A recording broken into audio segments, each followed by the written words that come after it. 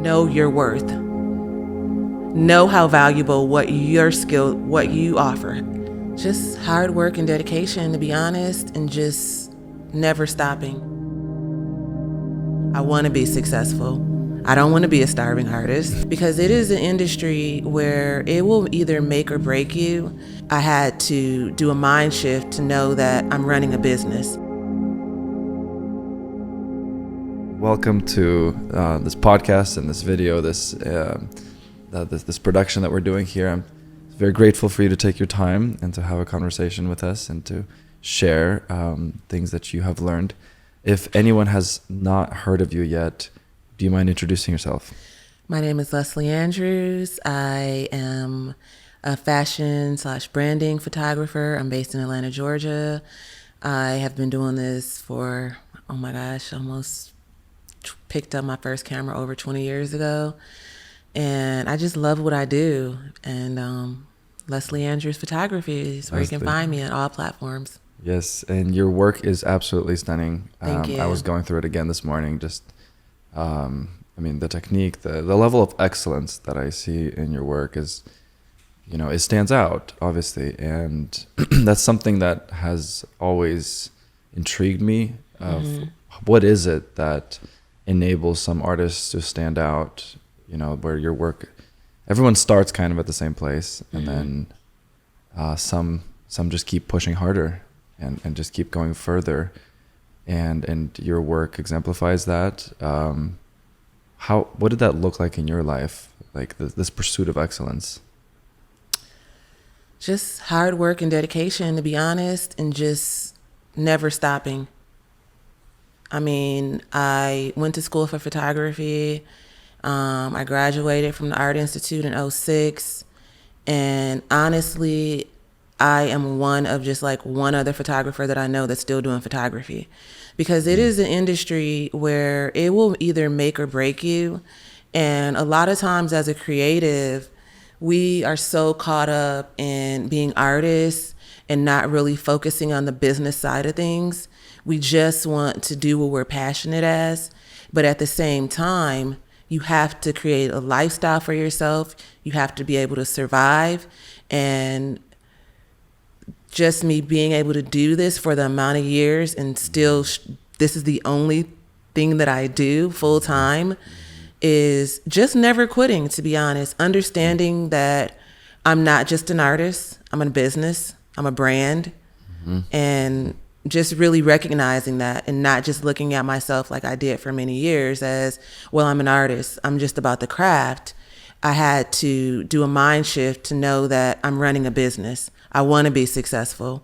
I don't want to be a starving artist. Yes. Yes. You don't want to be recognized after you're dead or something. Yeah. I don't want to be in if you look at many creatives, artists, whether you are looking at painters from back in the day, they never got recognition until after they're dead. And that's when their value, even musicians, that's when their work or body of work actually made money. Especially those they didn't get to enjoy it. I know, right? Yeah. And I see this all the time where artists, especially when you live in, capitalism, like there's always a tension between artistry and utility, and capitalism rewards utility. Yeah. And there's always an agenda, but for it to be art, it has to be pure self-expression without any, anyone telling you what it should look like or what it should feel. It's what you feel, but how do you make money then doing that? And so it is a challenging part. And it seems like, either artists will fall on one side of like, let me just be an artist and the money should come somehow magically, or you'll find those that are like very pragmatic, and they'll just think about the business side all the time, and they're optimizing maybe their SEO, but their work is like suffering, not all that great. So it's staying on the horse without falling one way or the other. That's really the key. Let's start with first talking about the artistry side, and I think kind of in a way you have to start there, right? Because like there needs to be that passion, that spark, that drive that makes it worthwhile, and then you create a foundation for yourself financially in order to do the art. So let's try to define what is an artist. Ooh, that's a question of many levels. I mean, what is an artist? We're all artists. We're all creative and we all create. And for me, someone who recognizes their craft and just is very passionate about that and hones in on that and making and creating an excellent body of work that people can look at as art. And I know, like, not to compare photography with being a visual artist, but there are a lot of elements that are the same. When I am creating a portrait, I'm creating art. Yeah. And What do you think what is the end goal, the telos of your art? What is it supposed to do to the viewer? inspire. When they look at, whether you're in any line of artistry, whether you're a musician, whether you're a visual artist, whether you're a dancer, when people are looking at you work or looking at your body of work, it's supposed to inspire. It's supposed to make people tell a story, take them out of the world that we're in to someplace else. And so when I want people to look at my portraits, I want them to create a story in their minds of what it means for them and inspire them.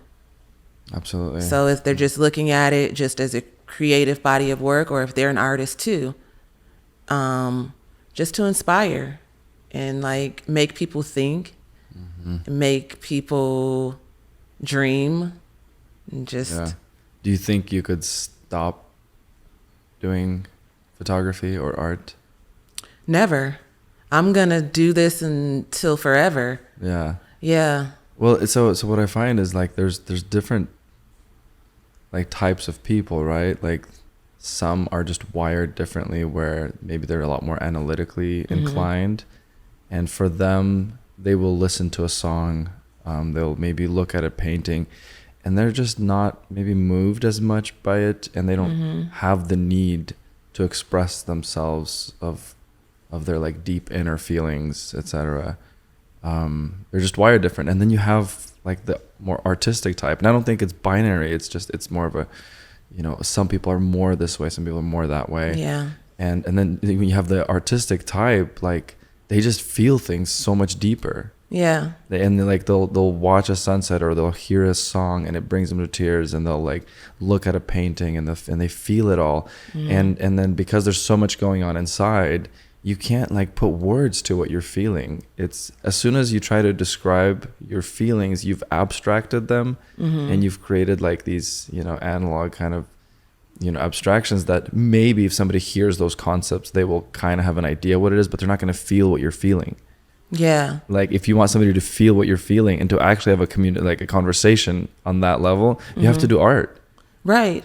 That pretty much is who I am. I've been in art my entire life. I started off very early in school, even elementary school. I was in music, and I tried to put the music down. I said, you know what? I'm not going to do music anymore. I'm going to move on to something else.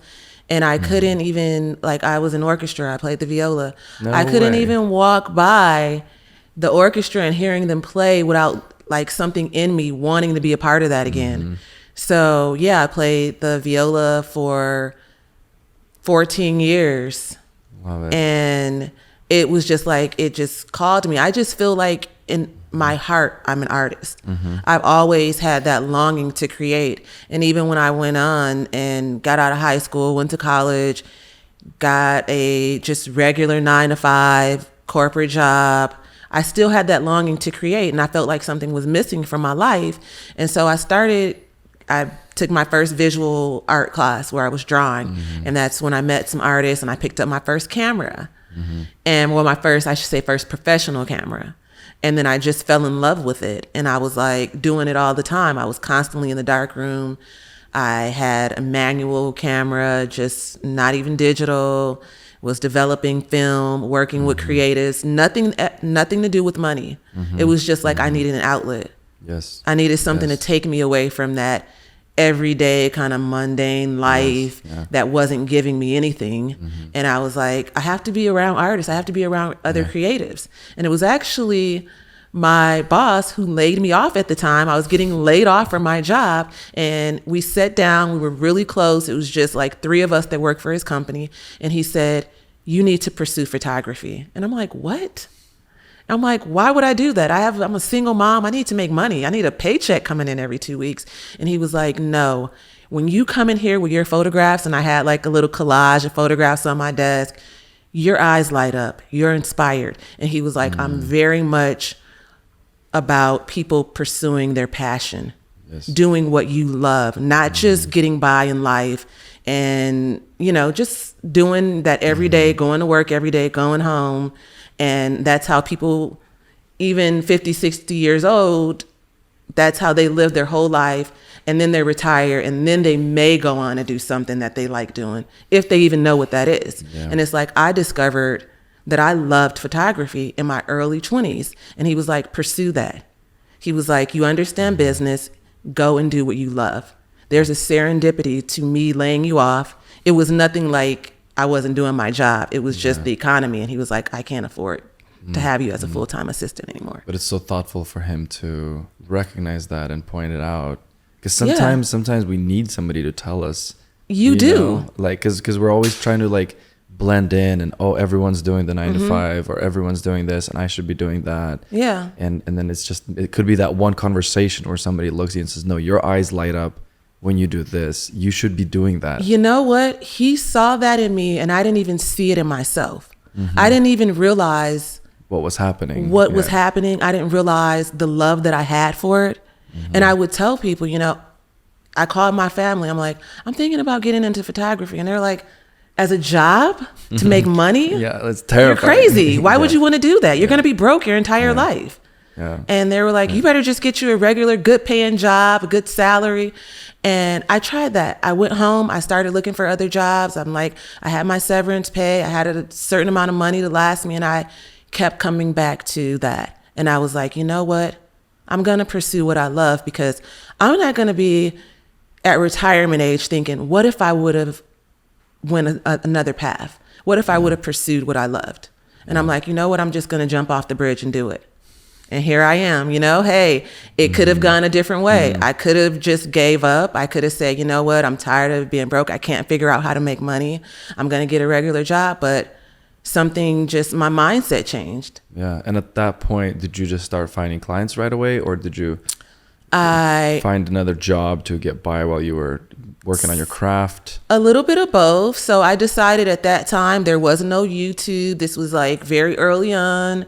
I think there was just the first kind of digital 1 megapixel camera. So I had to invest. I had to learn everything about photography. So I did decide to go to the Art Institute and got my degree in photography. I did get a photography job right out of school, but it wasn't paying a lot. And because I didn't understand the business and how to be successful and do what I love, I got taken advantage of. I was doing a lot of shoots and barely making any money. I didn't understand my own worth. People knew my worth and they knew how valuable what I was able to offer. I just honestly, I'm not trying to like brag or anything, but I just had an eye for it. I went to school. I just understood lighting. Everything just came together for me. Yeah. So I was able to make amazing portraits, do amazing work. But what I didn't understand was how valuable that skill was. And I had people that knew what it was, but convinced me otherwise. And they took advantage of And they took advantage of me not knowing my worth. And that's why right now I'm huge on everyone that I meet, know your worth. Know how valuable what your skill, what you offer. Because if you don't value yourself, others no one won't else either. is. Yeah. No one else is going to tell you, I need to pay you more. Yeah. No one else is, even if they look at you and they know, like people that I got to know, a former business partner did understand that for me. He had been in the corporate sector of things and he convinced me, you're very valuable. But him convincing me that was because he wanted to work with me and he needed me to understand how valuable and my own worth for me to be able to make money with him. So it was like, I'm going to convince you of your worth so we can together make money. I don't think that if he had that mindset, he would have shared with me, you could be making this amount of money and you just don't realize it. And other people realize it and they're making it for you. Because I did a lot of jobs where there was always a middleman, someone hiring me in on a corporate job, and they were in charge of the check. So I may have made $500 or $1,000 off of a job that had a $5,000 budget, $10,000 budget. Yeah, and they just and split I'm the thinking, difference. oh, I'm Yeah. doing good. I'm able to pay my rent every month. I'm like, this is great. I'm doing what I love. But I didn't know what my worth was, and that's Yeah. huge. Did you start right away with fashion and beauty? Because that's kind of prestigious. Not everybody gets to make it in there. I've always loved fashion my whole life. My mom actually named me after a fashion designer. She loved fashion. She was an opera singer. So I always kind of grew up like really loving Vogue and Vanity Fair style. So that was always my style. So when I got out of school, I was approached by a lot of models and they're like, oh, I love your style. It's like very fashion forward. But I was not doing like the high end fashion, but my style has always been the fashion lighting, the Annie Leibovitz, that style. And I've continued that today, even with doing branding shoots, even with doing headshots. My style is always that kind of more contrasty, edgy magazine cover style. And I've just kept that. That's like what I'm kind of made my aesthetic. Yeah, it's Yeah. gorgeous. It's Thank gorgeous. It's gorgeous. So now you specialize in like personal branding. Yeah. Which is genius. Yeah. And you found like your thing, your stick, your lane. I don't know, whatever your niche, you know, Yeah, right? my niche. That's what I had to find for myself. Because one thing about fashion, like, you can do it anywhere, but in order for you to do it full time and really make a living doing it, it is where you're at, and it's the opportunity. So you're gonna need to be in New York and different. You're gonna be able to travel and just go to London and things like that. And that lifestyle didn't really fit my life for me. So I just said, okay, how can I transition the style that I have and make it work? So I kept that same lighting, that same moodiness, but I can do anything fashion forward. I can take a portrait of you. And Yes, please. yes, you've got the look.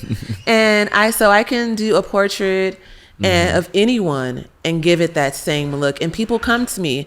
It might be a housewife, it might be a mom, and they're like, you know what? I want a beautiful portrait made of myself that I can hang on my wall, and I want it done differently. I don't want the JCPenney style, very even lighting, Yes. like broad lighting, jeez. just, no shade against JCPenney's, but A little bit. sometimes people just want something different Yeah. and they want Yeah. to feel like a celebrity. Yeah. So when I bring them into my studio, they're getting their hair and their makeup done. Those elements are important to start with the canvas of who they are and making them look amazing before they even sit down in front of the camera, making them feel amazing.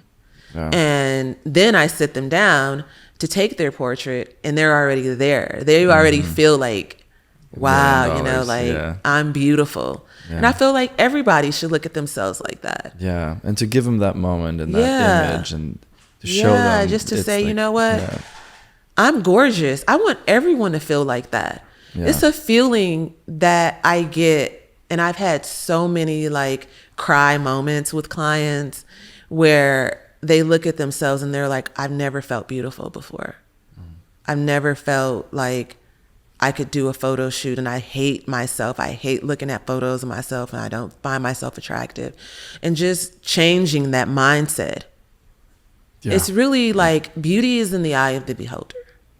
If you can look at yourself in a certain light and you're photographed in a certain way that highlights all of your amazing features, whether it's your eyes, whether it's your cheekbones, whatever that feature is that makes you different, makes you unique, and just making that shine is what I enjoy doing. It's beautiful. Well, and you did a genius move to you found a market, right? Where there Yeah. was, you knew people were willing to pay. There's people out there who are doing personal branding. It's important.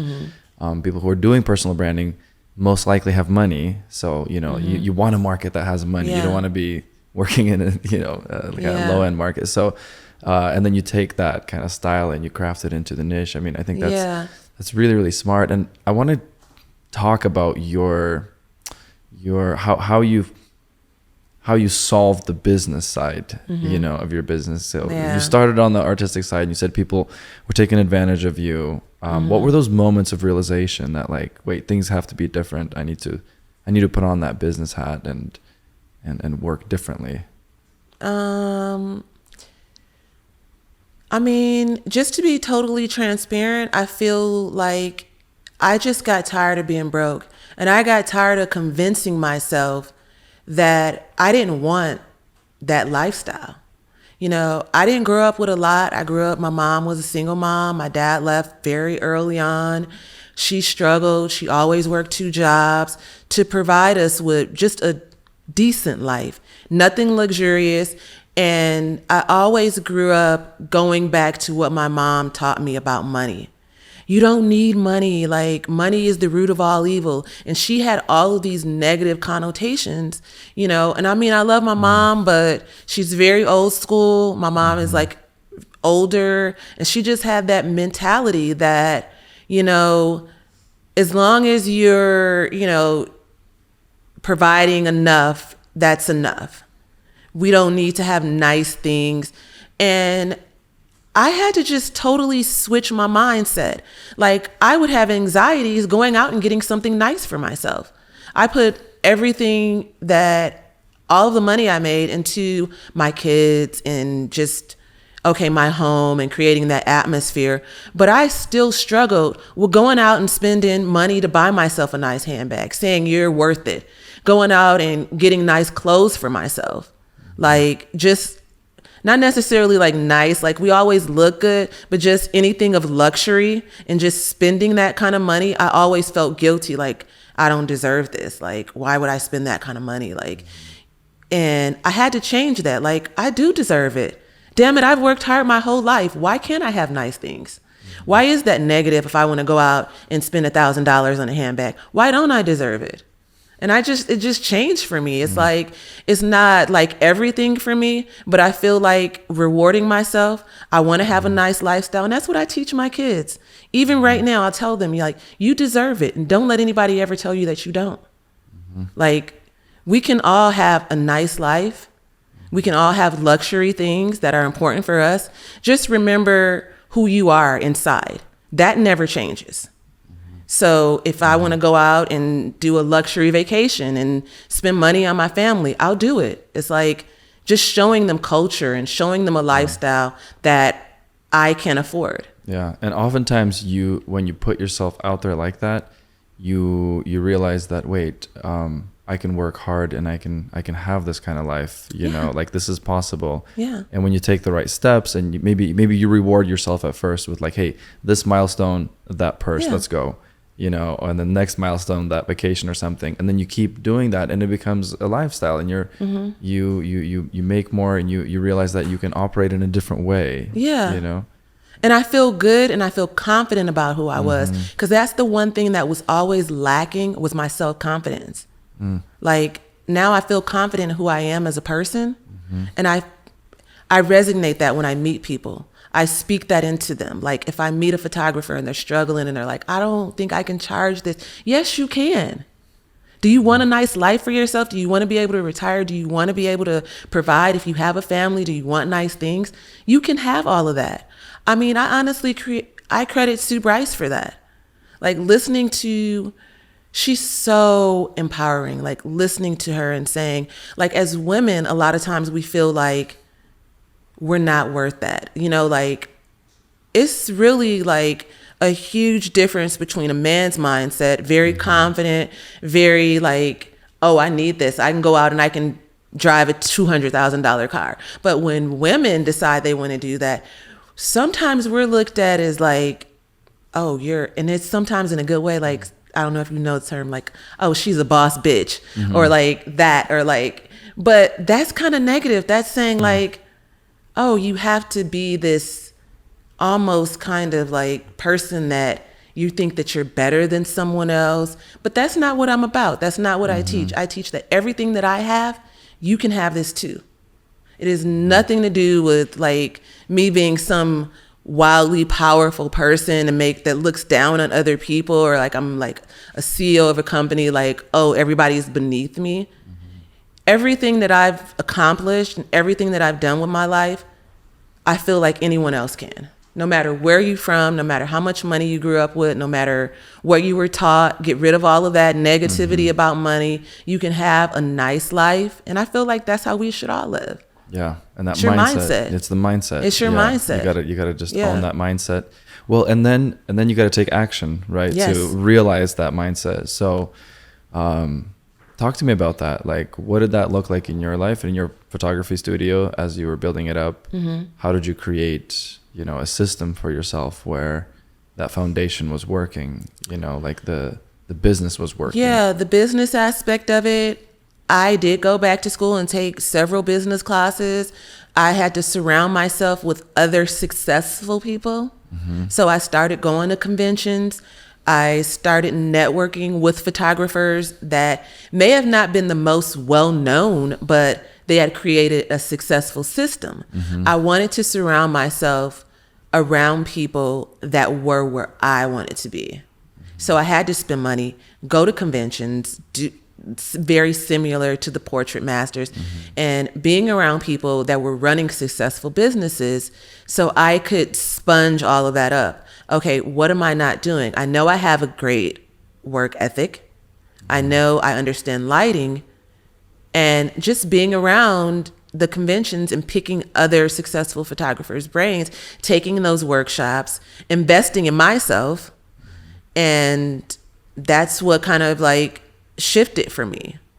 And that's where I got those tidbits where I could sit down with a successful photographer while taking the workshop, and you can ask questions and the information is just being shared, and it's just like being around that, and it just rubbed off on me. I got so much information, and I would go back home every time I went to a convention and I would apply that to what I was doing, and I'd read and take courses. I'm always learning. It's not going to be a day where I'm not learning, where I think like I know everything. I don't need to learn anything. Yeah, I love that about you. Yeah. It's just as soon as you reach some kind of ceiling, it's like, okay, what do I need to solve? Like Tom Bilyeu is a wonderful educator out there. I don't know if you listen to his podcast, but he like his framing of like his whole life is always, what's the next skill I need to learn to get to where I need to get to, and defining the micro skills, like that in and of itself is such an important skill. Of like, okay, what's that next small thing? It's not like learning language or something crazy. It's like, okay, so in my business, it's maybe you're gonna play the SEO game or something, because like that's how you want to get traffic. Okay, then like what's like that next small thing I need to learn? Maybe it's a relationship thing, and every time you can define it and you can learn the skill, you realize that you have control, and you're empowered to actually make a difference in your life, versus feeling like, oh no, the world is so scary, I can never do this, it's too overwhelming. You have to break it down. You do. Into the small things. Facts. Even when I teach workshops, I learn when I'm teaching other people. It's like someone will drop a gem or some knowledge or just their perspective. But it's like if your mind is closed and you're coming into an environment and you're feeling like, I know everything, like no one's going to teach me anything new. I come into my workshops with, what am I going to learn different today? And I have that open mind where when I'm teaching, I'm learning. And it's like, it's exhilarating for me. It's just because I just feel like every day is an opportunity to learn something new. And I believe that to my core. Like, I don't want to ever feel like I'm just like hit that ceiling. I want to just keep knocking down boundaries, knocking down things that I thought I knew. And if it's something that I do know, maybe looking at it in a different way, always.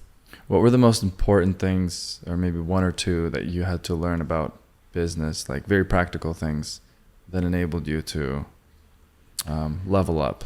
Doing the work, being consistent and being organized, and creating the client experience and the paperwork behind that. Because I always kind of ran from the business side of things, like writing things down. Even honestly, I remember a point in my career where I hated to even look at my bank account.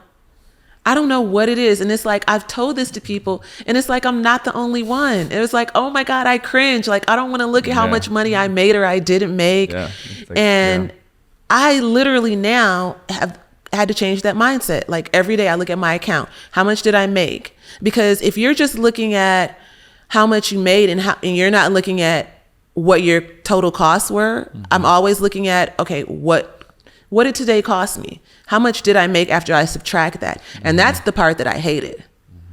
I didn't mind depositing that check and like, oh, I made $3,000 today. But I didn't want to look at what my cost was to run a business. I don't know why that is. I just hated that. And now it's like, I'm the total opposite. I'm always looking at even down to a cup of coffee. It can get really anal, like, okay, what did this cost me? And what do I need to do? And like you said, rewarding yourself. So I reward myself now based off of that. But everything is always minus what it costs me. Yeah, because every day there's cost. Like you have a studio, right? Yeah. You can break it down to a daily cost. There's electricity, there's gas, there's maybe an assistant, there's, everything. So like if you're not making money, that costs are still happening there. Right. And social media, it can sometimes be your friend or your foe because we're constantly looking at the competition and we're constantly looking. When people post on social media, they're like, oh, I made $20K this month, but how much did you spend? I don't want to know how much you made because that's not telling me anything. You could make $20K and you spent $15K. EBITDA. Yeah. Or you could have spent $20K and made $20K. There's photographers that do it. Like there's many people in business that do that. But it's like, for me, running a business is really about what your network is. Like what did you net? And that's big for me. And it's like doing the business side of things and creating other revenue streams is huge for my business. Like I can't just be making money doing photography. Okay, so I want to segue here because that's a very important question. And I think any ambitious photographer eventually comes to that point where they're like, okay, I'm doing photography, this is great, but how do I scale? You have to be able to scale or you're going to work yourself to death. Yes, let's talk about that because that's really important. Otherwise, you get burned out. Yeah. Or you just end up in the wrong place where, you become complacent. I don't know, maybe you stop growing. So, there's different ways to scale. Probably the biggest ones are, some will go into like education and create content, and that's fantastic. Maybe doing workshops because now you've learned something that's valuable that you can pass on to others who are starting out. There's, you can do like an agency model, right? Have second shooters, etc. So a little more management, but if you make enough money to hire, you can take a cut because you've created a brand, something that you've created demand, and you can monetize that. Why not? You can also do like the gallery route, right? If you're doing like fine art, selling your work, selling prints, even stock photos. For me, I have 2 studios. And so now I've kind of scaled down on how much I'm shooting and I'm subletting out my studios. So one of my studios is almost 6,000 square feet and I also do events there. So I only shoot out of that studio if I'm doing like a big corporate shoot or I'm doing something big or like, and for the most part, I'm subletting that studio out for events and production. Very cool. Do you use like Peerspace? Yes, I do. I do. I am huge on Peerspace. I've been on Peerspace since they came out, basically 6 years. I worked with them when they came to Atlanta and opened up their Atlanta sector. I launched the first party and I hosted a party at my studio for Peerspace, introducing other studio owners to what Peerspace was because no one really knew what it was. I discovered Peerspace in New York, going to New York to do some shoots there. And I called them and I said, why are you not in Atlanta? I noticed that you're just in a few cities. And they're like, we're actually getting ready to beta test Atlanta. Would you like to be That's so on cool. our website Yeah. as a beta tester? And for the first like 2 or 3 years, I constantly got perks. So my studio was the first studio to pop up. Nice. And I asked them, Nice. I'm like, what perks can you give me? Because you got to ask or you won't Yeah. get. If you don't Hey, ask, you're not yes, going to get. Exactly, And so, Jesus. yeah. And so I've been on Peerspace for 6 years, ever since I've had my studio. And I get a lot of bookings from that. I get other photographers that either locally or come in from another city and need a space to use. Yeah. And if my studio is available, they can go right online and book it. Yeah, that's very cool. Yeah. How do you manage that? Do you have another like staff Yeah. person who does So I all have the- a partner that does almost 80% of that side of things. Yeah, so the cleanup and The cleanup, well, I have whatever. cleaning people that Yeah. I hire to do clean. They're contracted out. But then I have Like just an Airbnb. Yeah. Yeah. Yeah. And speaking of Airbnb, I also have several Airbnbs. So that's another way that I get another stream of income. I'm trying to work smarter, not hard.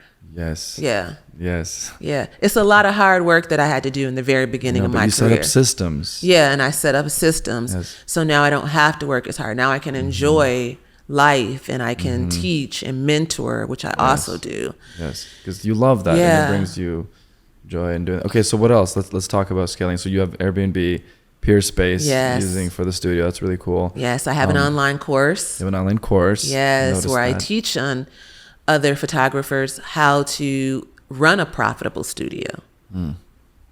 And so I have that. And That's do you do? What does that look like? Is it all online? Is it just courses? Is there workshops? It is actually launching next month. So right now I have a free course that they can just kind of go and kind of get familiarized with who I am and how I run business. And then my master class is going to launch in October. And that will actually be virtual, like Zoom style. And it'll also be like work things that they can download that can help them in their business. And I share all my secrets because you know what? It is not really a secret. It's just like letting people know what that information is and how they can be successful. Yeah. I'm not reinventing the wheel. Like everything that I'm doing has already been done. I'm just doing it my way and mastering it my way. Yeah. What other ways are you scaling? So those are the biggest ways that I'm scaling. Do you have second shooters? I have second shooters. Yes. I only have like 2 people that shoot. I've just created a brand that people want me. So I have Yes. the other Yeah. shooters, But they want but you. they want me. Yeah. And you are the brand. I'm the brand. And it's like, it can be hard, but that's why I segued myself into branding photography, not just so much because it's the clientele, but it's because of my experience and everything that I've learned up until where I'm at right now that I share with other business owners. Because a lot of times when you're starting a new business, you have questions and it's like, I'm an open book. And like, when you do a shoot with me, I open up my whole network. It's nothing like, I'm not afraid. I don't look at anything as like competition. I'm always about collaborating with other people. Yeah. So it's never like, oh, I need to keep all this information to myself. Yeah. And that's why people pay higher to shoot with me versus to shoot with my second shooters, because they want to meet me and they want to pick my brain and they want to know, like, you know, just could be something random. Like, how have you been doing this for so many years? And did you struggle? Were you always successful? No, I wasn't. Like, I went through a lot, but you don't have to. Yeah. Like, once you understand your value, how to run your business, and following these steps, which I have outlined and I share with pretty much anyone that I meet, it's like, it's no secret. I want everybody to be successful. Yeah. So Simon Sinek has a book that he wrote recently called Zero Sum Game. Yes. And there he has the 2 models. And I think this is so important, right? Either, you know, one operates from scarcity, where you know, everything's competition and I shouldn't share any of my secrets because there's only so much, you know, or whatever. And and they just kind of hoard and keep everything to themselves, or you operate from an abundance mindset where there's enough for everybody and there's more than enough. I'm and about we can that create mindset. more. And that mindset is so much more successful in life. That mindset is going to open up even more abundance to come to you. Yes. The scarcity mindset, the universe hears you're scared. You're not gonna. You're only gonna make a certain amount of money with the scarcity mindset. The abundance mindset is limitless. There's nothing that I can't achieve. There's no amount of money that is off limits to me. Yes. Whatever I want, I can have, basically. Yeah. Exactly. And The so world can is- anyone else. Yeah. The world Yeah. is like there for you. Yeah. Like just go get it. Yeah. So what are some things you see like what holds people back? I mean, is it fear? Is fear the main? Yeah. Why are people afraid? What do you see? You know, it can be a lot of things, but most people are afraid of failing. So they're afraid of, and they're afraid of also saying no. I mean, of people telling them no. So they'll keep their prices low because they'll get lots of yeses. And when you immediately raise your price, people are going to say no. It's going to be for various reasons. Maybe they honestly can't afford it, or maybe they don't see the value in it. But it's up to you to teach your clients the value in it. Yes. I've had so many people come to me and say, you know what, I've never paid that for a photo shoot. This photographer over here charges this. Why is it more for you? I don't have a problem with explaining why it's more, and I'll let you decide. And if you decide to say no, I'm not gonna like take it like, oh, personal or anything. It's not for everyone. Yeah. But this is how I value myself. Yeah. And I'll have people that I would not in a million years would think would come back and do a shoot with me, that just with me explaining that made them want to do a shoot with me, because they were attracted to the fact that I knew what my worth was and they wanted to be around that. Yeah. And I've had people tell me that, like, the fact that you explained what your rate was and why it was that price made me want to shoot with you. I want to support you, and I want to be in the environment where people think like that, because I've never met anyone that explained it to me. You know, some people might say, well, the price is the price. I don't have a problem with telling people why the price is the price, because there's a reason why I'm more than someone else.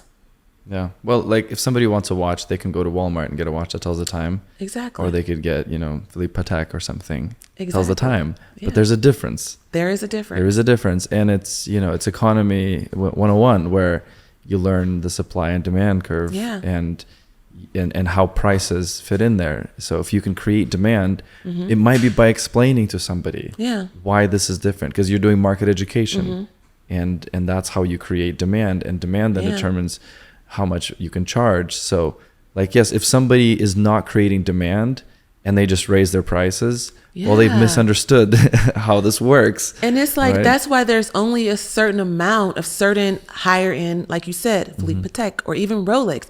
They only make a certain amount of watches per year. You can't just go in the store and just say, oh, I want that one. You got to get put on a waiting list. Yeah. And if you're lucky, if you're lucky, you may get the one that you want. Yeah. Same with Ferraris. I think they only make 100,000 or something a year, and that's it. And they don't have to convince anyone to buy it. Yeah. They don't have to put a Ferrari on sale. Have you ever seen a Ferrari go on sale? No. No. There's never sales if on there's Ferrari. never a sale, because you either want it or you don't. Yeah, you either understand what it is. You either understand what it is. And it's an experience too. I'm big on the experience. So when you walk into a certain type of store, like if you're buying some fine jewelry or a watch, they're going to sit you down. They're going to pick your brain. What kind of lifestyle do you have? They're going to offer you a glass of champagne. They're going to bring out the book to explain to you the history of their brand. Yep. It has to be a premium experience. It's a premium experience. And if you don't know how to create that, you can't charge those prices. You can't. But if you do know, then you're at a different altitude. It's a different experience. And there's a market for that. Like, people just don't understand. Like, there's people out there who make money and they want premium things. Yeah. They don't want to hire a photographer for $99. Right. And, have to Venmo them you know, like it needs to be a professional experience from Yeah. start to finish. And that's huge, because I had to understand that I'm not just a photographer. I'm not just an artist. I'm not just a creative. I'm a brand.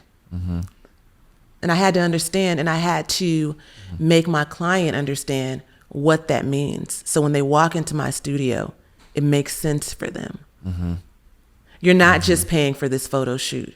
Yes. You're paying for this experience. You're paying for my years of education, all the investing that I've done in my own education. You're paying for the experience of walking into my studio Yeah. and Yeah. being around my network of people. Yeah, It's so just valuable. like, how do you yeah, do you teach that? I do. I teach that in my one-on-one mentorships. I do workshops, but mainly when I'm teaching mindset and coaching and things like that, it's for my one-on-one mentorships. And I pour into my mentees what that means. And you either get it or you don't. Yeah. Sometimes you don't get it right away. And then sometime one day you might wake up and it'll make sense to you. Yeah. I mean, I would like go on field trips, take them to, you know, a Ferrari dealership Yeah. or even Porsche. I don't know, something like Yeah. some of these people just maybe haven't experienced the finer things and they don't even know what that means. Yeah. To how to even enter into that market. Like people who make money expect different things. And you have to understand what premium means. Yeah. And You do. you know, and then you get word of mouth in that community, and that's so powerful, and then you're golden. But you know, they'll just mess up on like dumb things, you know. Yeah. And whether it's communication or whether it's, you know, your studio just has like a weird smell to it, like it could be any little That's thing, so you know what I mean? interesting. I actually pay to have a diffusing system in my studio because I recognize that smells attract people. When I was young, I used to love to go in Abercrombie because they had this Oh, like yeah, they would, diffusion like, system yeah, in there, and it yeah. always smelled so good. And I just walk in there just so I could see that smell. And when I got my studios, I was like, I want that same experience. That when people walk in here, they're like, "What is that? Why does it smell so good in here?" Yeah. Sometimes they don't even notice, but the smell is all a part of your senses. So it's just creating that environment. Could be music And they playing remember in the it. background It's too. always music. It's I like to say it's a vibe. When vibe. Yeah, it's a vibe. Leslie's yeah. a vibe. When you come into my studio, it's a total vibe, and people want to be there. Yeah. Yeah. They don't want to leave. They And don't want to they leave a just lot wanna of pay. times. They're like, where do I sign? Yeah, it's a vibe. It's definitely a vibe. That's really cool. Yeah. So what's next for you? You know, what's next for me? I'm going to launch my online masterclass in October, traveling and just more mentorship, more teaching. Awesome. I have something big that I am working on, but I'm Not ready not to announce ready it to to everyone. announce it just yet. Well, maybe by the time this video is published, you will be Yeah. announcing. So we will definitely include all the for links sure. For sure. to your But I would just education. say follow Sue Bryce Education. Yeah, Sue is. If you're not following Sue, you're Yeah. missing out. Yeah. She is something. Yeah.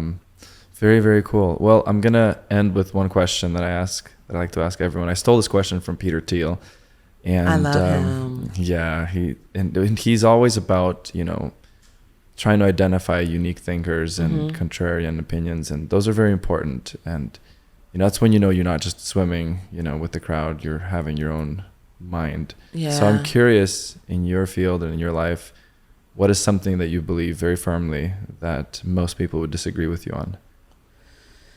Ooh, something that I believe very firmly that a lot of people would disagree on. It's not, for me as a photographer, a lot of people they have this mentality that, oh, I need to have the best equipment ever to be successful. I need to have a huge studio, and they'll look at someone else that has all of that, and they're like, oh, that's why they're able to make way more money. That's not true. The class that I taught today for the Portrait Masters was one light photography. And to be totally transparent, I used to think that, you know what, if I had more money, if I could go out and buy whatever I want, my work would be so much better. And I got to that level where I could go out and buy whatever I want. And it made my work more complicated. It didn't make it better. And I scaled back down to that one light, and that's what I'm known for now. I went out and I bought a ton of Profoto lights. And I mean, hello, I love Profoto. No shade. I love Profoto. I love my Canon gear. But I scaled it back down to what was for me. It's not for everyone, but for me. It's your style. It's my style yeah. because I am able to be so much more creative with the least amount of equipment. When I have a lot of things going on in the studio, it complicates things more. It throws me off, and I got to see, okay, what's this light doing? What's that light doing? When I scale it down to one light, and it doesn't work for every single shoot, but when I'm just in the studio being creative, doing my branding, doing my dramatic portraits, I'll scale it down to one light. And that's when I have the best portraits ever created. All of my work that I can look back at and I'm looking at and I love that portrait. It's like one light, maybe a background light. It's like simplicity. Less is more. Yeah. So you don't have to have a lot of money. I could go and take an amazing iPhone photo and people will be like, oh, you had such a great camera. Joke's on you. I did that with my iPhone. It's my eye. It's in here. The iPhone. Yeah. Oh my God, I love that. It's the iPhone. Yes, touche. But yeah, it's like I could literally have no equipment, just a phone, and still create a stunning portrait. Yeah. Because it's something that's within me as an artist. Yeah. It's looking at an angle. It's understanding composition. And I hate when people say, oh my God, your camera's so great. And they'll look at a picture. No, that's me. I did that. Yeah. Give that back to me. It's not the camera. It's not Canon. Yeah, it's me. Yeah. It's me knowing how to operate this equipment that made Yeah, it good. I I can know. hand you this camera and there's no way you're ever going to be able to get this same portrait. Exactly. And man, I see that all the time too. And you see it at conferences especially. Yeah. Everyone's chasing the next They're big cool chasing gadget, it. and Canon loves it, of course. Yeah. And it's and they think that that's gonna make the good photo, and then they get it, and it's kind of disappointing. Where, Yeah. And they're you like, know? why isn't this working for me? Yeah, I spent so much money. Why is Yeah. it? Yeah. Are you doing anything nowadays that's like pure art, pure creativity, like non-commissioned, where it's just for you? Always. I'm always working on personal projects. Every month, I try to do at least one thing that's for me. Because you got to keep yourself inspired. Yeah. Otherwise, you're just going day to day. You're not like, you got to pull from somewhere. So every single month, I try to work on at least one shoot. And I mean, throughout the year, I'll do like full-on projects. But every single month, I try to do at least one thing that's creative. One thing that's not about making money, where I'm just going in the studio and I'm playing. And that's how I stay motivated. And that's what keeps me on my toes. Yes. It's not the 20 grand shoots where I'm being paid to go in and do a campaign. Yeah. It's when I'm in the studio with one model that I've picked or I found somewhere at randomly, and I'm bringing them in, I'm sitting them down, and I'm just able to just be about why I'm doing this, staying authentic to myself. Beautiful. Beautiful. I think every artist has Yeah. to do that. Otherwise, you You have can to. lose your way. Yeah. You can get confused. Yeah, you have to. Yeah. Well, this has been such a pleasure. Thank you. Thank you so much for taking the time. It's a lovely conversation. Thank you. I hope we can do it again in the future. I would love that. I Okay. would love that. This was amazing. Thank you so Beautiful. much. Thank you.